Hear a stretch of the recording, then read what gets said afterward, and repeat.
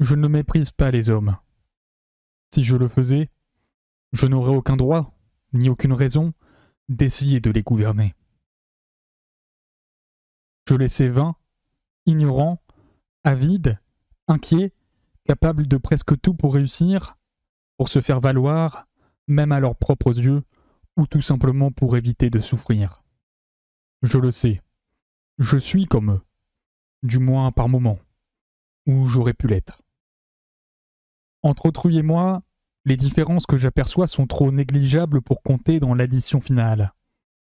Je m'efforce donc que mon attitude soit aussi éloignée de la froide supériorité du philosophe que de l'arrogance du César.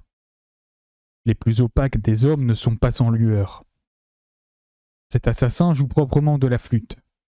Ce contremaître déchirant à coups de fouet le dos des esclaves est peut-être un bon fils. Cet idiot partagerait avec moi son dernier morceau de pain. Il y en a peu auxquels on ne puisse apprendre convenablement quelque chose. Notre grande erreur est d'essayer d'obtenir de chacun en particulier les vertus qu'il n'a pas, et de négliger de cultiver celles qu'il possède. J'appliquerai ici à la recherche de ces vertus fragmentaires ce que je disais plus haut, voluptueusement, de la recherche de la beauté. J'ai connu des êtres infiniment plus nobles, plus parfaits que moi, comme ton père Antonin. J'ai fréquenté bon nombre de héros, et même quelques sages. J'ai rencontré chez la plupart des hommes peu de consistance dans le bien, mais pas davantage dans le mal. Leur méfiance, leur indifférence, plus ou moins hostile, cédait presque trop vite, presque honteusement, se changeait presque trop facilement en gratitude, en respect, d'ailleurs sans doute aussi peu durable. Leur égoïsme même pouvait être tourné à des fins utiles. Je m'étonne toujours que si peu m'ait haï. Je n'ai eu que 2 ou 3 ennemis acharnés dont j'étais, comme toujours, en partie responsable. Quelques-uns m'ont aimé. Ceux-là m'ont donné beaucoup plus que je n'avais le droit d'exiger, ni même d'espérer d'eux, leur mort, quelquefois leur vie. Et le Dieu qu'ils portent en eux se révèle souvent lorsqu'ils meurent. Il n'y a qu'un seul point sur lequel je me sens supérieur au commun des hommes. Je suis tout ensemble plus libre et plus soumis qu'ils n'osent l'être. Presque tous méconnaissent également leur juste liberté et leur vraie servitude. Ils maudissent leur faire, ils semblent parfois s'en vanter. D'autre part, leur temps s'écoule en vaines licences. Ils ne savent pas se tresser à eux-mêmes le joug le plus léger. Pour moi, j'ai cherché la liberté plus que la puissance, et la puissance seulement parce qu'en partie elle favorisait la liberté. Ce qui m'intéressait n'était pas une philosophie de l'homme libre, tous ceux qui s'y essayent m'ennuyèrent, mais une technique. Je voulais trouver la charnière où notre volonté s'articule au destin, où la discipline seconde, au lieu de la freiner, la nature. Comprends bien qu'il ne s'agit pas ici de la dure volonté du stoïque dont tu t'exagères le pouvoir, ni de je ne sais quel choix ou quel refus abstrait qui insulte aux conditions de notre monde plein, continu, formé d'objets et de corps. J'ai rêvé d'un plus secret acquiescement ou d'une plus souple bonne volonté.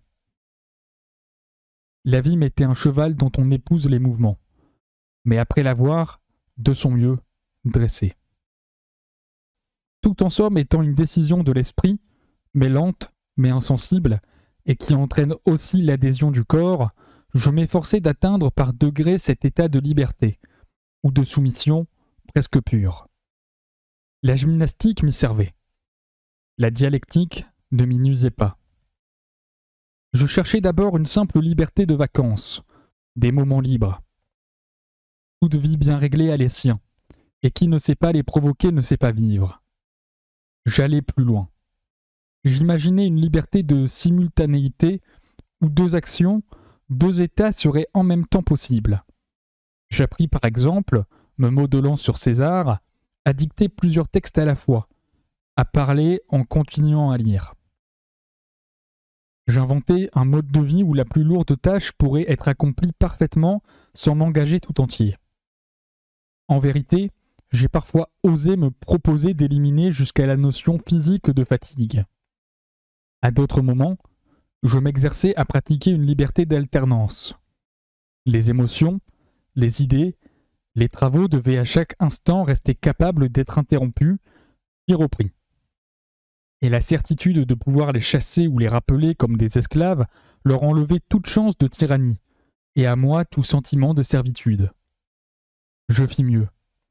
J'ordonnai toute une journée autour d'une idée préférée, que je ne quittais plus. Tous ceux qui auraient dû m'en décourager ou m'en distraire, les projets ou les travaux d'un autre ordre, les paroles s'emportaient, les 1000 incidents du jour prenaient appui sur elles comme des pampres sur un flux de colonnes. D'autres fois, au contraire, je divisais à l'infini. Chaque pensée, chaque fait était pour moi rompu, sectionné en un fort grand nombre de pensées ou de faits plus petits, plus aisés à bien tenir en main. Les résolutions difficiles à prendre s'émiettaient en une poussière de décisions minuscules, adoptées une à une, conduisant l'une à l'autre, et devenues de la sorte inévitables et faciles. Mais c'est encore à la liberté d'acquiescement, la plus ardue de toutes, que je me suis le plus rigoureusement appliqué. Je voulais l'état où j'étais. Dans mes années de dépendance, ma suggestion perdait ce qu'elle avait d'amer, ou même d'indigne, si j'acceptais d'y voir un exercice utile. Je choisissais ce que j'avais, m'obligeant seulement à l'avoir totalement et à le goûter le mieux possible. Les plus mornes travaux s'exécutaient sans peine pour peu qu'il me plût de m'en éprendre. Dès qu'un objet me répugnait, j'en faisais un sujet d'étude. Je m'efforçais adroitement à en tirer un motif de joie. En face d'une occurrence imprévue ou quasi désespérée, d'une embuscade ou d'une tempête en mer, toutes les mesures concernant les autres étant prises, je m'appliquais à faire fête au hasard, à jouir de ce qu'il m'apportait d'inattendu, et l'embuscade ou la tempête s'intégrait sans heurts dans mes plans ou dans mes songes. Même au sein de mon pire désastre, j'ai vu le moment où l'épuisement enlevait à celui-ci une part de son horreur, où je le faisais mien en acceptant de l'accepter. Si j'ai jamais à subir la torture, et la maladie va sans doute se charger de m'y soumettre, je ne suis pas sûr d'obtenir longtemps de moi l'impassibilité d'un Thaséas, mais j'aurai du moins la ressource de me résigner à mes cris. Et c'est de la sorte, avec un mélange de réserve et d'audace, de soumission et de révolte soigneusement concertée, d'exigence extrême et de concessions prudentes, que je me suis finalement accepté moi-même.